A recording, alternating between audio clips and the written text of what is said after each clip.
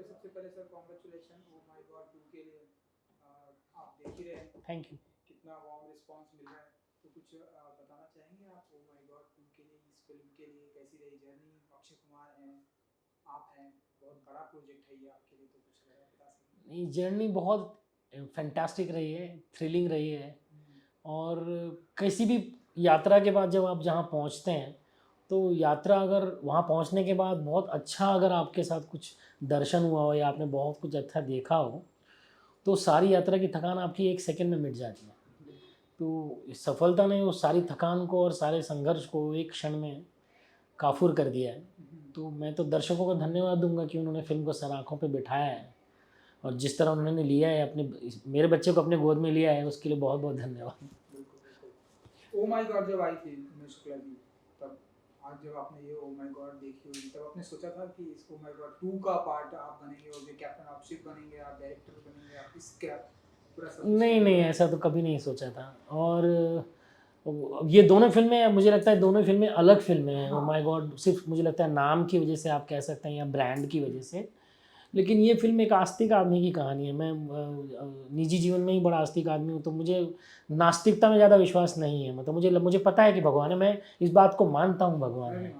तो इस बात के आधार पर ये फिल्म टिकी है। तो अ, उन्होंने ऊपर ऊपर कुछ सोच रखा होगा कि अगर ऐसे कोई फिल्म आई है जो भगवान को इस तरह से बात पेश कर रही है तो शायद एक सिनेमा मेरे कंधे पे डाल दिया उन्होंने कि आप भी एक फिल्म करो जिसमें भगवान बगैर बोले भी आएगा और आस्तिक आदमी के लिए आएगा।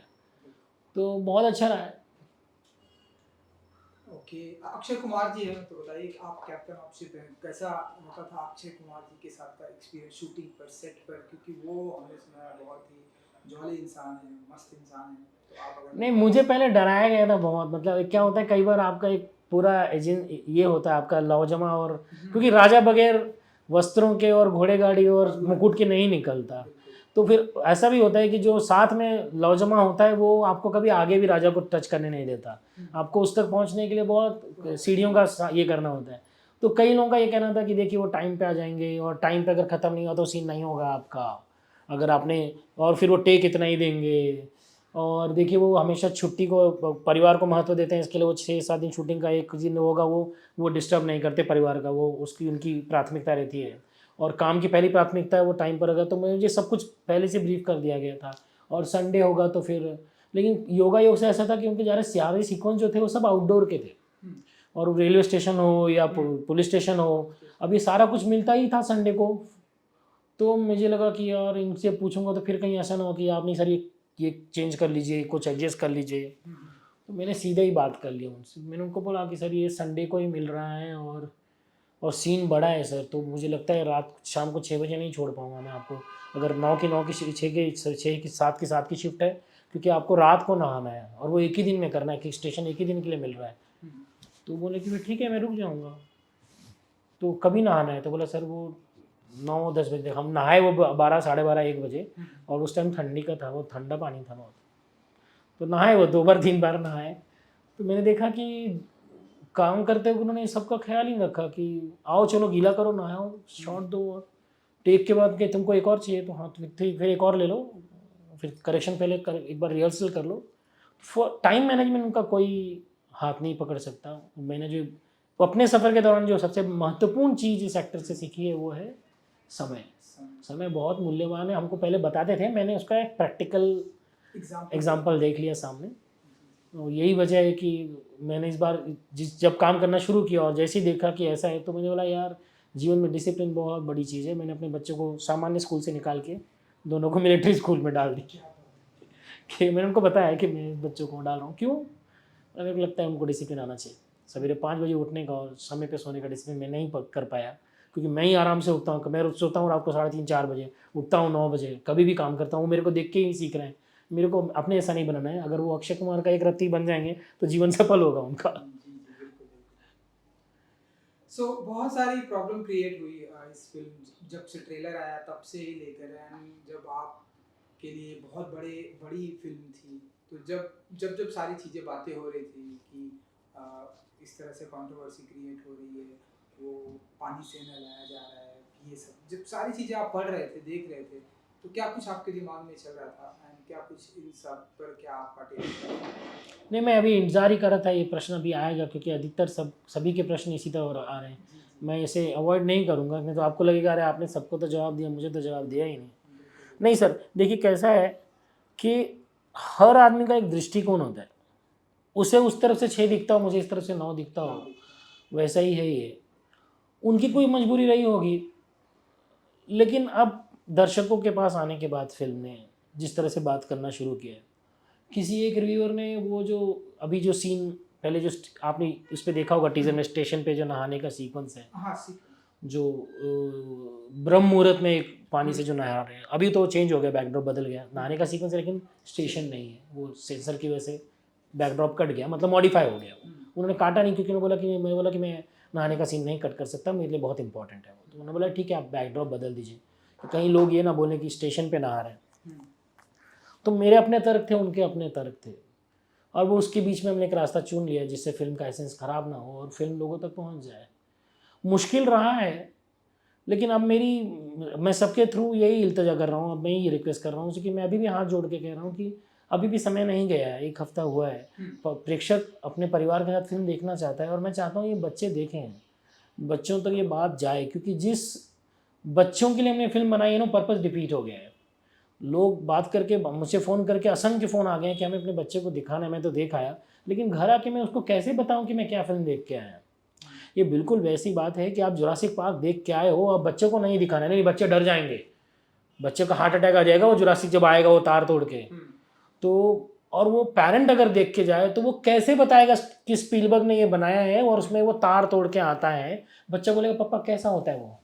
मतलब ये बिल्कुल ऐसा है कि मैं रात को तुमको कहानी बताऊंगा, उसका एक राक्षस आ जाता है, इससे बच्चे को कुछ लेना देना नहीं है, बच्चा इससे ज़्यादा देख रहा है। तो वो घर में तो उपलब्ध है, और देखिए सर थोड़े दिन में जब OTT पे जाएगा और पिताजी काम पे चले जाएंगे, मम्मी बाजी लेने चले जाएगी, बच्चा अपना मेंबरशिप कार्ड खोलेगा और वो देख लेगा। तो अंत अगर आपको पता है कि ये होने ही वाला है, तो बेहतर तो यही है ना सर कि मेरा बच्चा अगर जिद कर रहा है कि उसको नूडल खाने का है, तो वो चौराहे पे जहाँ गंदे तेल में कोई नूडल बना के दे रहा हो और अनहाइजीनिक हो, उससे अच्छा है कि मैं नूडल घर पे लेके आऊँ, उसको मैं गर्म करके अच्छे पानी में बच्चे को कटोरे में बना के, हम लोग यही करते हैं ना, बच्चों को देते हैं ना नूडल बना के चॉपस्टिक के साथ कि बच्चा ये खा लो, बाहर का नहीं खाना है, घर में खा लो, मैं एक संडे को बना के दे दूँगी। तो हम ये किसके लिए करते हैं? हम बच्चे के भले के लिए तो करते हैं, ताकि उनकी सेहत खराब ना हो। अब अगर मानसिक सेहत की बात हो रही है, आपको लग रहा है, तो ये तो अगर आप खुद ही बात करेंगे कि भाई मोबाइल में ये देखने के बजाय बेटा मैं तेरे को बता देता हूँ कि ये बॉडी में जो चेंज आ रहा है तेरे, ये नैसर्गिक है। सर नैसर्गिक है, इसीलिए ज़्यादा जरूरी है बच्चों को बताना। कई लोगों को लगता है कि नैसर्गिक है, बच्चे को तो पता चल जाएगा ना, जब बॉडी में कुछ चेंज आएगा तो लड़की को भी पता चल जाएगा कि आज पीरियड्स का डेट आ गया है, ये नैसर्गिक है, तभी तो माँ बताएगी ना कि बच्चे ये कोई बड़ा बदलाव नहीं हुआ है तुमने, ये शारीरिक बदलाव, ये हार्मोनल चेंज है, ये मेरे साथ भी हुआ था। हम बच्चे से बताते हैं ना, तो अभी समय आ गया है उन्हें, तो वो वही ढूंढेगा। आप किसी बच्चे को बोलो ना साइज ऑफ पेनिस लिख के सर्च करने के लिए, 1 लाख साइट आ जाएगा, और साथ में वो ऐड भी आएगा जो बताएगा आपको कि देखिए आपका ये साइज गलत है, हम दवा लो हमसे, क्योंकि बाजार है ये, आप बाजार कैसे रोक पाएंगे अंदर घुसने के लिए। तो ये अब अगर मैं नहीं समझा पा रहा हूँ सेंसर को, और प्रेक्षक भी बोल बोल के बता रहा है, अगर नहीं समझ पा रहा है, तो फिर मैं इसके आगे, मैं हथियार पहले ही डाल चुका हूँ, मैं फिर से एक बार हथियार डाल के समर्पित होकर भाव से कह रहा हूँ, अभी भी वक्त है कि आप अपनी गलती का ये कर सकते हैं, मतलब इसको आप ठीक कर सकते हैं। अच्छी बात बताई आपने। एक मिनट, मुझे लगता है मैं फ़ोन साइलेंट पे रखे रहेंगे, फिर भी बज रहा है, आपका बज रहा है क्या? जिसका भी है दोनों ही कर लेते हैं साइलेंट पे। नहीं मेरा साइलेंट पे है सर, मेरा साइलेंट पे। इस तरह से आप कितना मेंटली अब आप प्रिपेयर हो गए कि आप इस तरह की फिल्म बनाएंगे, आगे भी बड़े लेवल पर फिल्म बनाएंगे, सोशल मीडिया पर इस तरह से ढेरों सारी कंट्रोवर्सी होगी, कितना मेंटली प्रिपेयर हो गए आप? नहीं सर, मैं मेंटली प्रिपेयर जब भी कहानी लिखूंगा तो मैं ये सोच के नहीं लिखूंगा कि इसको कौन पसंद करेगा और कौन नहीं करेगा। कहानी जो जन्म लेती है वो खुद ही जन्म लेती है, मैं उसका जनक नहीं हूँ, मैं उसके हाथ पैर तोड़ के उसको पैदा नहीं कर सकता। मैं उसको उतनी खुराक दूंगा कि वो एक स्वस्थ बच्चा पैदा हो। वो बाजार में जाने के बाद कोई इसको कहे कि यार इसकी आँख थोड़ी बड़ी लग रही है मेरे को, इसके बाल मुलायम नहीं है, घुंघराले हैं, वो दर्शकों के पर है। मैं पहले से अगर तय करने बनूंगा कि नहीं अभी एक बाथरूम का सीन लिखना है, अरे यार बाथरूम का सीन कहीं इसको एडल्ट तो नहीं मिल जाएगा, हाँ ये बाथरूम का सीन है लेकिन चारों तरफ से कवर रहेगा, शूट नहीं होगा, लड़की जब नहाएगी तो सिर्फ सर के पर कैमरा होगा, बाल पानी गिरेगी, हाँ तो फिर वो एडल्ट सर्टिफिकेट में नहीं जाएगा। हाँ ठीक है, अब लड़की नहाएगी तो बाल का कलर अपन क्या करेंगे, तो ये ऐसे तो नहीं लिखा जा सकता ना, फिर तो कोई कहानी नहीं लिखी जा सकती।